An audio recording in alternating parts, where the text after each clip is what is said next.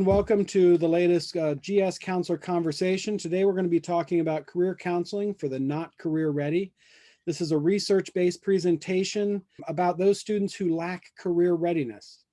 So the first thing that we need to do, I think, is define what it means to be career ready. Now, for this presentation, and the research will really reveal that the National Association of Colleges and Employers has a definition that we'll be using.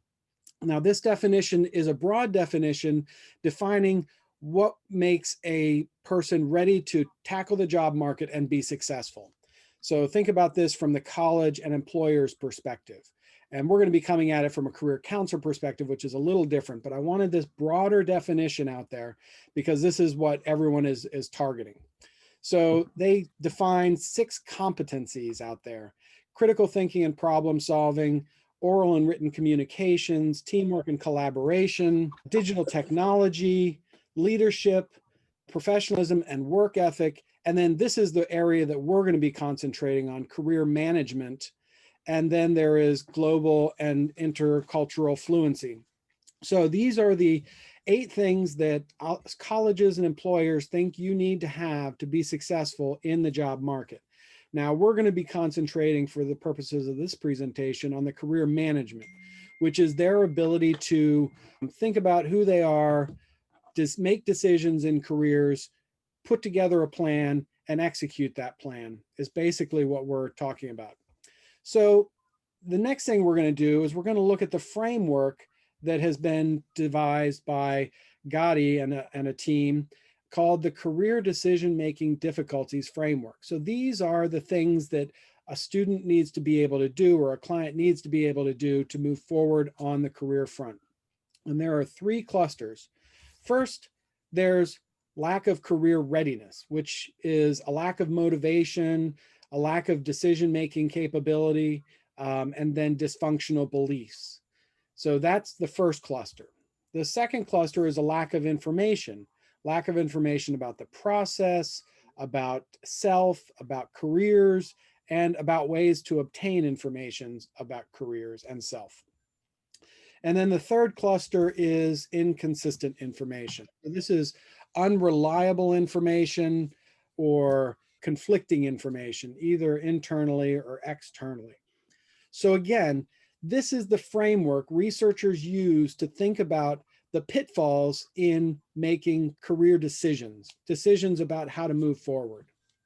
Now, if we look at this, we see that basically the lack of information and inconsistent information we deal with largely in the career counseling process. We give them a lot of information about themselves and about careers, and we resolve those conflicts through conversation or through consistent information. The presentation today is going to focus on this lack of readiness, this lack of motivation to engage, this indecision, and these dysfunctional beliefs. So that's going to be what we're going to focus on.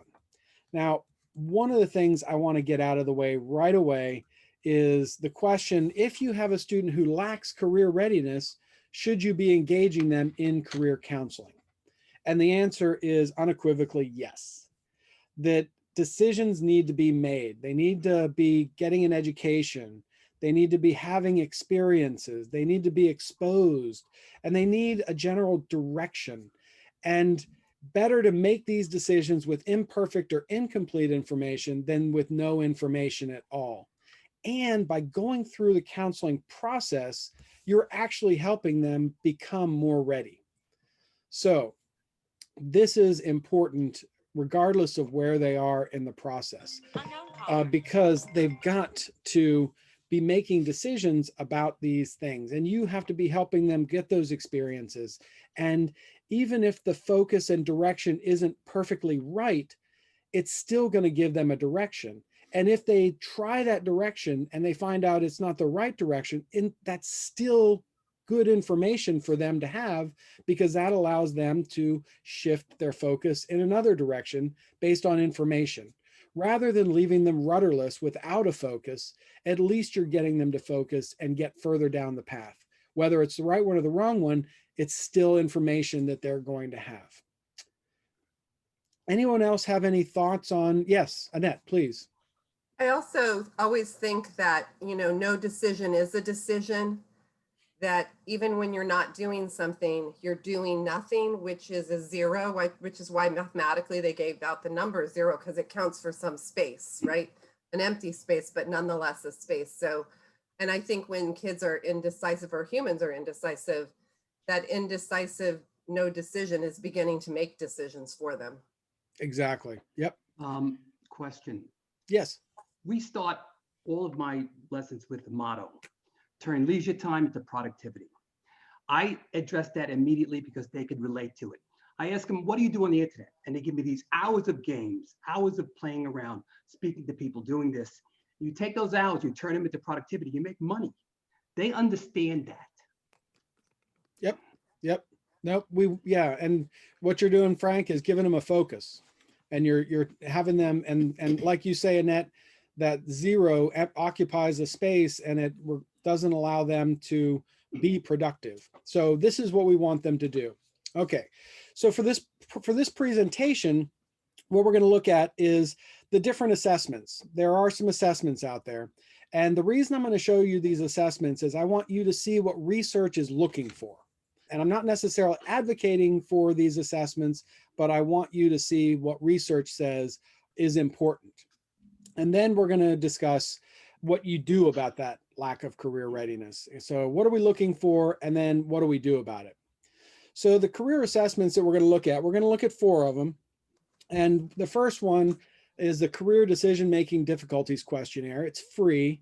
The link is there. And in research, this is a big one that's referenced. And another big one that's referenced is the CDMSE, which is the Career Decision-Making Self-Efficacy Scale. This one actually has an expense associated with it, about $15 per administration, but you can buy it in bulk. And then there's Crities Career Maturity Inventory, which we'll discuss. And as I said, these 3 assessments are what researchers turn to when they try and calibrate or quantify career readiness. Now, I think it's important that we look at them.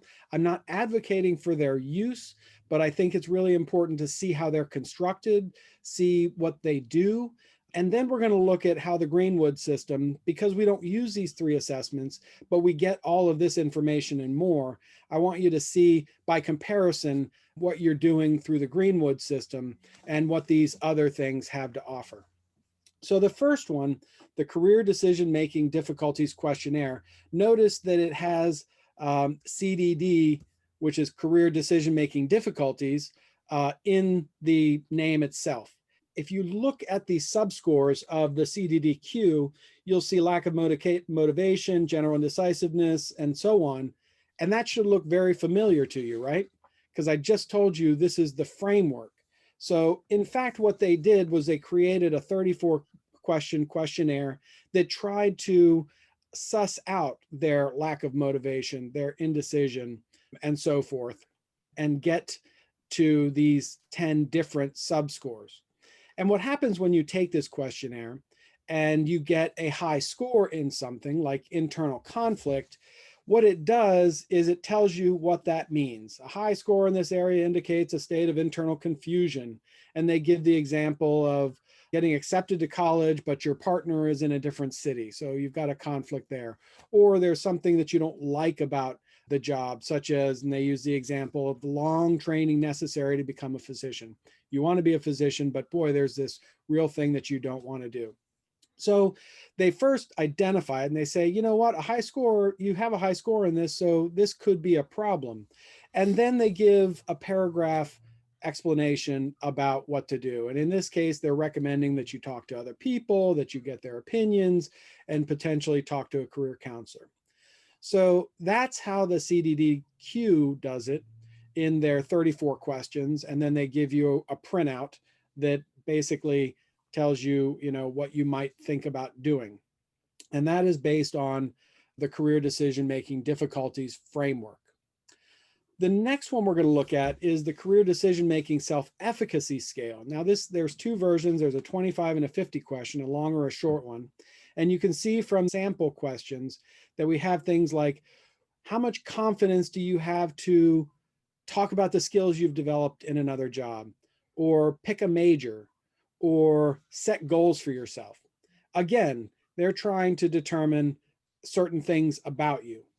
Now, the CDMSE has scales that are based on Crities maturity theory, career maturity theory. So self-appraisal, what is your ability to appraise your own interest, abilities, values, and so forth?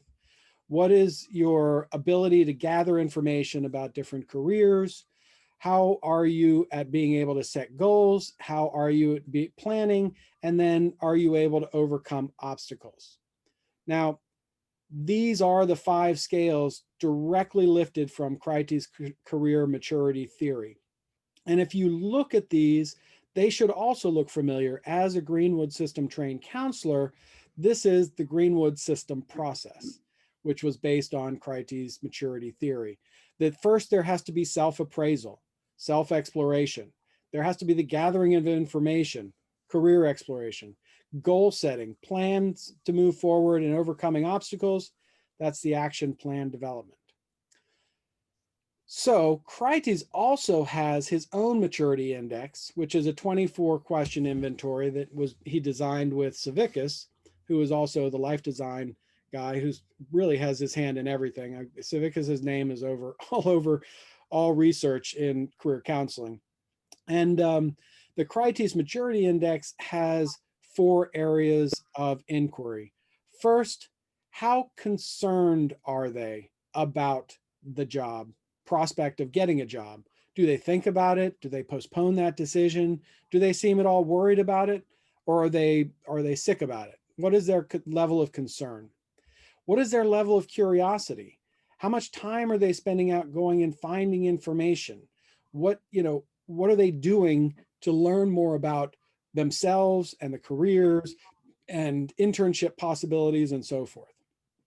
The 4th is, how much confidence do they have to make these decisions? Without confidence, they will avoid them. And so if they avoid them, then that is that net zero you were talking about, Annette. And then there's consultation. Are they interested in talking to other people, getting their opinions?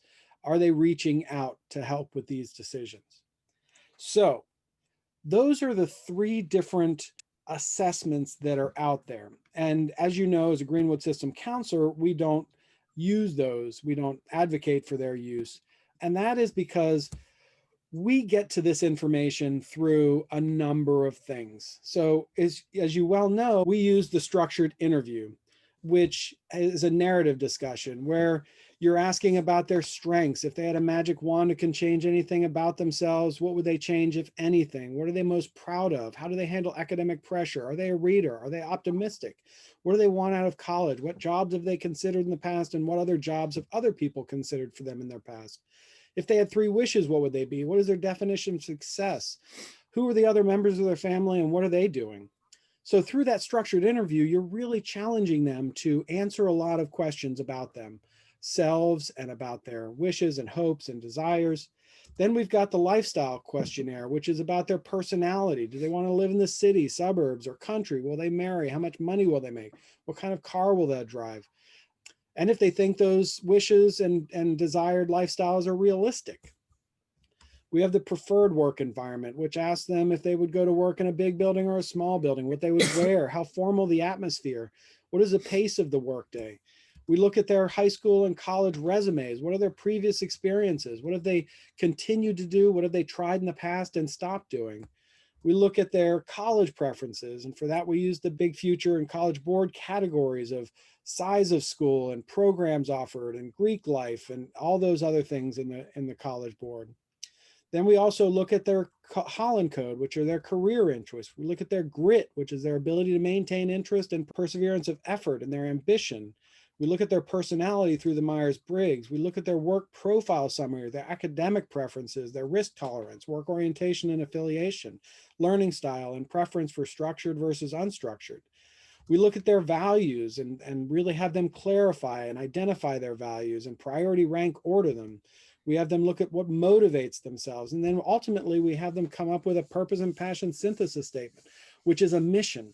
So you can see that through all of these elements of the Greenwood system, we're getting to all that same information about what they want, who they are, how ambitious they are. We can determine what kind of ability they have to make decisions, what kind of decisions have they made in the past. So ours is a very sophisticated, holistic model that looks at their career readiness on top of a lot of other things. And you will get a good feeling for who they are after you've done the self-exploration with the Greenwood system. So now let's go to research and say, because this is what does research say accounts for lack of career readiness? Why are some kids not ready and other kids more ready? And research has shown that it has to do with self-efficacy. And so the remedy for the lack of career readiness is increased self-efficacy. So now let's actually learn a little bit about self-efficacy, or be reminded about Bandura's self-efficacy theory, which he came out with in 1977. And Bandura said that a person's belief in their ability to accomplish a task has major implications on their ability to change their behavior. So when reading this, I always think of Henry Ford's quote, "Whether you think you can or you think you can't, you're right." Your thoughts about whether you can do something greatly influence your ability to do something.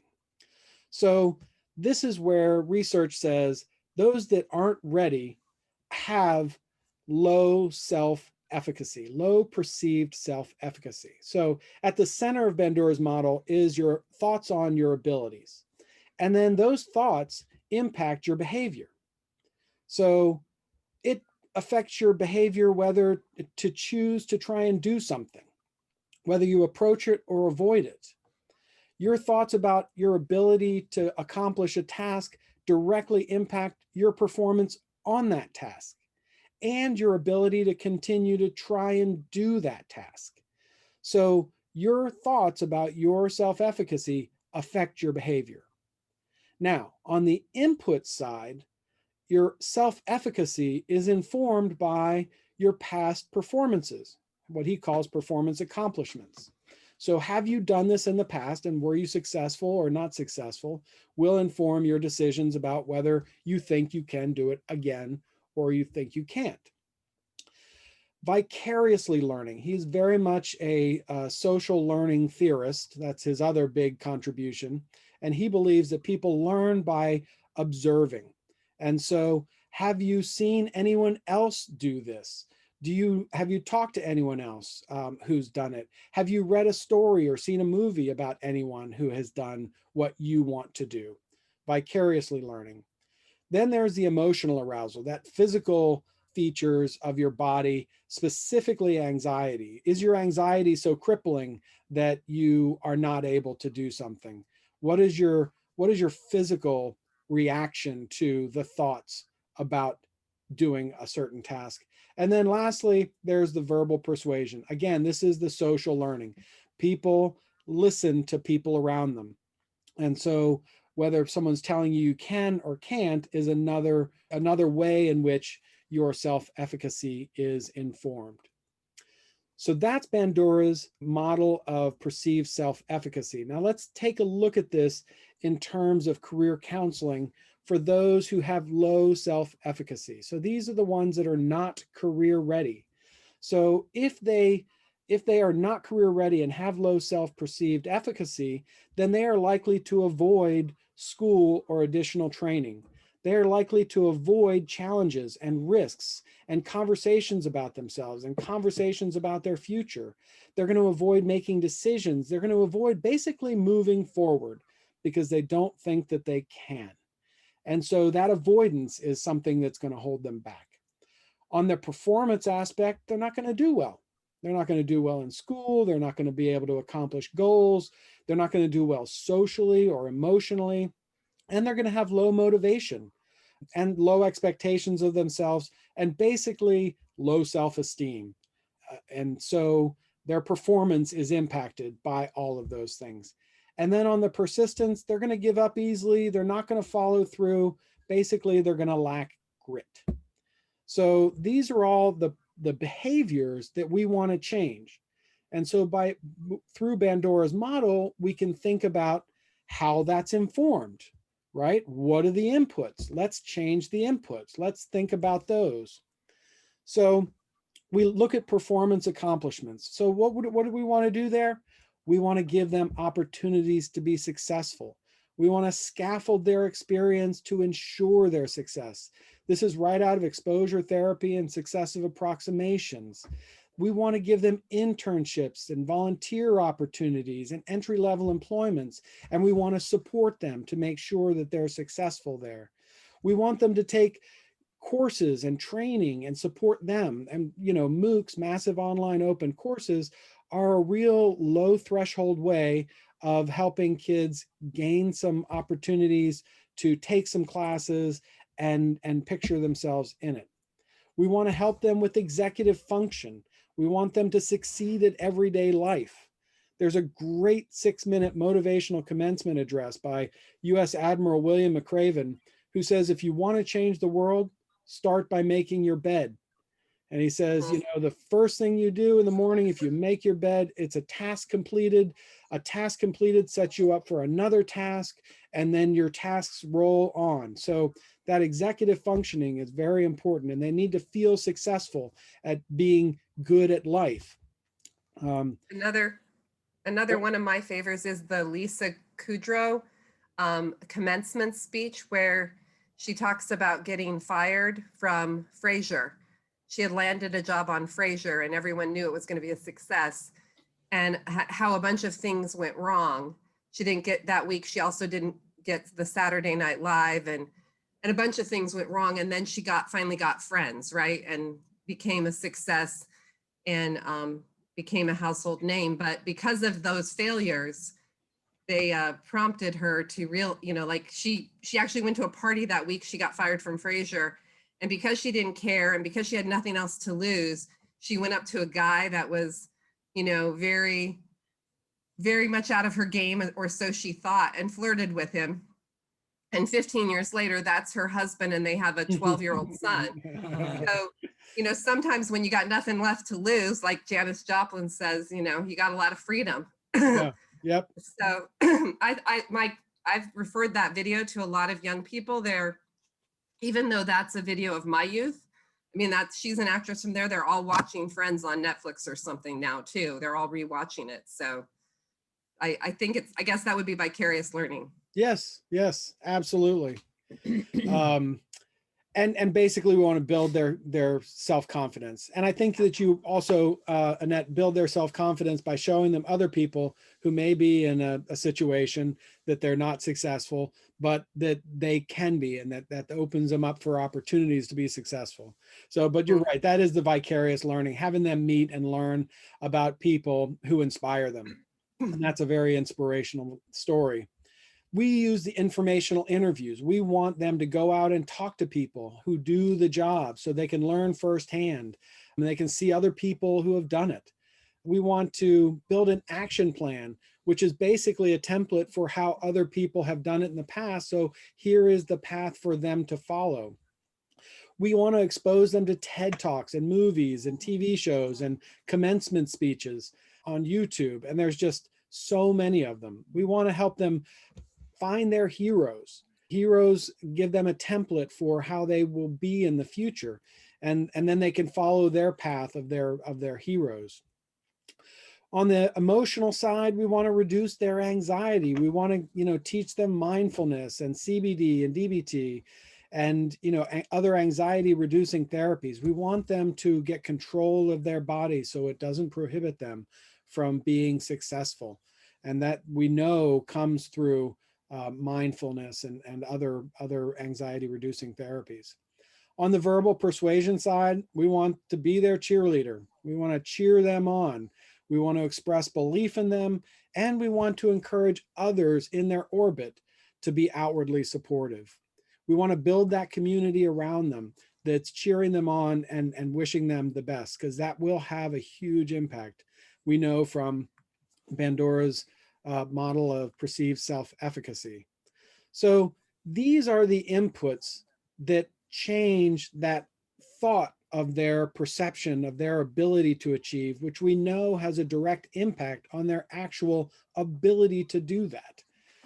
So I want to pause here too, because that's a great vicarious learning video. And I want anybody have things that they want to share here that they have seen that's been particularly useful at helping people, helping your clients gain greater self-efficacy? Phyllis? A couple things come to mind for me, especially working with some of the executive functioning and that coaching piece, right? It's helping them to realize that if you break it down into a small task, they can do it. And then once they've done it, like for example, kids will get paralyzed and then they're like, I don't know what to do. I don't know how to do it. And they do know what to do and they do know how to do it, but they are stuck. And so it's that cheerleading, that verbal praise, that helping them to believe that, yes, you can. And don't worry about anything else. Just focus on the very first thing only, nothing else. Yep. And the other piece of that, I also think that's very important. And in that verbal praise, when you say to encourage others in their orbit to also be, I feel like we have a responsibility, especially in the age group that I'm focusing on in that 16 to like 22 range, 25 range, to really work with the parents to understand their learning profile, to understand what that means, and to understand what the trajectory could be. And it's not a straight 90-degree angle. It can be a wiggly back forth wherever. Yep. Excellent. Thank you. And Phyllis, I love that idea, break it down too. And that's something else that the Greenwood system does. We don't ask them, what do you want to be? We ask them, what's important to you? And then priority order those important things. And then motivations. You say you're motivated by all these things. Now tell me which 5. So we're constantly having them narrow and refine and go from 100 jobs to 20 to 10 to 3. We're not asking them to just pick from the 100. I think for me as a counselor, this is almost like right here, this is what I do in therapy, these 4 things all day long anyways. So then when I transfer it to, like, I love having tons of quotes. And I was thinking of the Tao, the journey of a million miles starts with 1 step. Mm-hmm. You know, just put 1 foot in front of the other, which what Phyllis was talking about. I have just tons of quotes. I'll often grab my sticky pad. I just wrote down 2 quotes while we were talking and write little things. And I like just give my clients these stickies, you know, and just say, take these home and pop them on your mirror in your bathroom and read them every day for the next week, just to get motivated about life, you know, to feel good. It's hard to move forward if you don't feel good. Perfect. One of my favorites is to-dos. That's what I always say. Try to come up with a to-do list rather than a to-do list. Like, you know, ta-da, I did these things today. Ta-da. I love that. I love that. Yeah. All right. Great. The next thing I want to just reiterate is grit, because this, we just really push on our clients. It is a predictor of success, but as a predictor, it also includes the ingredients to success. And as you'll remember, she's advocating, Dr. Duckworth is advocating that you find an area of interest, which hopefully becomes a passion, which hopefully then turns into a purpose. And so we're really trying to help them and impressing upon them the importance of fostering an interest, about finding and fostering and developing an interest, which we hope then turns into a passion and a purpose. And then if they find that and they work hard doing it, guess what? They will be successful. And this is where we also impress upon them, these 2 things are more important than if they did well in school, if they went to college, if they got good scores or good grades or anything. If they can do these 2 things, these are better predictors of success and therefore the ingredients to success. So I just want to really impress upon you again the importance of this. And for those kids who are less career ready, you know, they may, if you're helping them understand that this is really important because this is the ingredients to success, hopefully that's another motivator for them to engage in the process. So we have covered a lot of ground in this. So I wanted just to recap at the very end here so that we're all kind of clear as to all the things that we covered. So first, there is the research framework of the career decision-making difficulties, and that involves 3 clusters: lack of readiness, lack of information, and inconsistent information. We looked at 3 assessments: the career decision-making profile questionnaire, which was based on the career decision-making difficulties framework. Then we looked at the career decision-making difficulties questionnaire. And then we looked at the career decision-making self-efficacy, which is based on the CDC framework, the Crities career maturity theory, and Bandura's. And if you look in the research, Betts takes Bandura's work and applies it to career counseling. So you'll see self-efficacy research in the career counseling domain under Betts, but Betts is basically using Bandura's framework for self-efficacy. And then we've got Crites maturity index. And then the way that we help clients who lack career readiness is through self-efficacy and increasing their perceived self-efficacy. And in best practice career counseling, as we saw through Crites and others, they need to know themselves, then they need to know about careers, and then they need to have an action plan for making that actually happen. And those, as you have seen, and we have talked about countless times, is exactly the Greenwood system of career counseling: self-exploration, career exploration, action plan development. And here is the biography. So if you want to freeze frame on that, you can read all the research yourself. Great. Yeah, excellent. Pull up everybody's pick. Okay, let me see. Beth wants me to share screen. Yeah. Okay. All right, guys. Any thoughts? Any last thoughts on this topic of, or questions that you have, or pearls of wisdom you want to share? I really love your focus on grit. I've been doing that more and more in my own therapeutic practice with parenting, because I find like parents got sold this bill of goods, I think, that if their kids got all A's and the perfect score on the ACT or the SAT, that would be enough. And then they would just magically go off to college, be able to do all their laundry and take care of things and function well. And that turns out that that formula did not work. And which is probably not surprising to anybody here. And so when I really focus on grit, and then even sometimes talk about entertaining a break year, a gap year before we go off to college, so we can get some more emotional maturity and look at what would be good for them to be doing, and also, go get a job at Publix and have some feedback from the world. Publix is a grocery store here in the South. Learn from adults around you and get some actual skill sets that make you gritty, that make then whatever choices you make, because straight A's is just not enough anymore. Right. I mean, there's a lot of people with straight A's. Yep. Building on that accomplishment, getting that verbal persuasion. Yep. Mm-hmm. Absolutely. My parents, they just lug on to Duckworth's videos and they really get it. Like, okay, now I get what you're talking about, because they had a formula that didn't involve really their kid developing in a whole way, I think. And it's not necessarily their fault. It was kind of what was being pushed. So I'll be quiet. Sorry. No, Frank, you had a thought on that? We've I'm had a glad she recent mentioned experience. Duckworth's videos. Go ahead. We've had recent experience where the self-efficacy definitely stands out. And I was reaching too far and I didn't see it, but now you made me see it. And on another note, we had a career development meeting last week where I learned something really important. A student went to Best Buy, he got a job, but he had a real tough time with the onboarding process. So it's real tough. So what we're going to do is I'm going to go to Home Depot today and meet the managers, because they have a great onboarding orientation and on-screen tutorial for the employee to do.